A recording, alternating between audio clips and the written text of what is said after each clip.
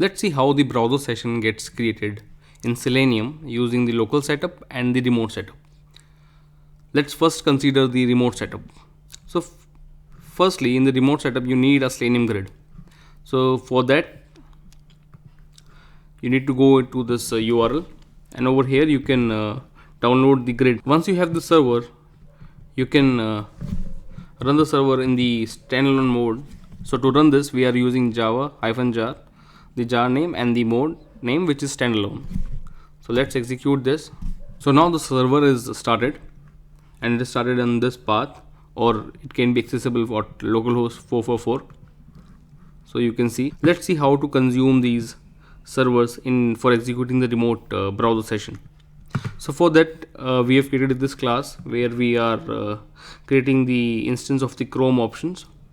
We are creating an instance of remote WebDriver and providing the URL of this Selenium Grid and the browser options here.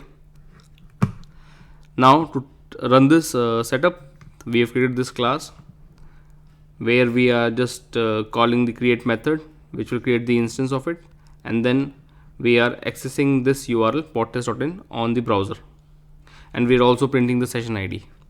So let's run it.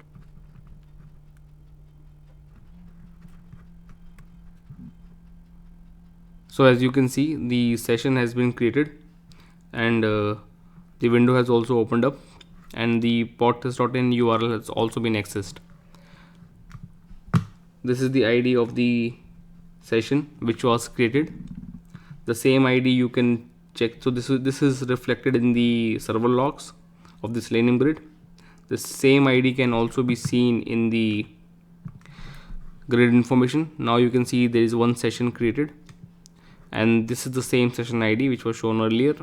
Also, we are printing the same session ID in the console logs of our execution, which is this. Now let's see how the local setup works. So for that we need to know the version of Chrome we are consuming. The browser version on my machine is 110. So I'll search Chrome driver download. I will get this link, click on it. Once I click on it, I'll choose this version link as it is matching to my browser version. Once you click on it, you will get this path, and you can download the driver based on the machine type you're consuming. Now let's see how it is being consumed in the project. So for this, we've created this class WebDriver local, and to run this local setup, we have to define a property which is webdriver.chrome.driver and give the path of the Chrome driver, and then create the instance of Chrome driver and just execute it. Now to test this, we have created a test class, which is this, which is doing again the same thing, calling the create method, and then opening up the browser and accessing this URL podtest.in. And here also we are printing the session ID. So let's execute this also. So you can see the browser it says is started, and we can see it has started here. Okay, and over here also I have tried to print the session ID for it, which is DF988. So this is how the execution can happen in the remote and in the local setup. So overall, what is the difference between the two?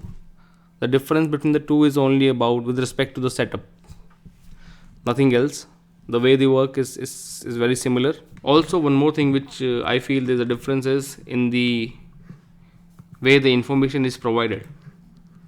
So you can see that any action you perform using the Selenium Grid gets locked here in the Selenium server logs. So you can go into it and read about it, or see like what is happening and how things are translated into these calls which show up here in the logs. So this can be very informative in understanding how things work. All right, so hopefully this was helpful, and this was informative. Thank you for watching. Keep learning. Thank you.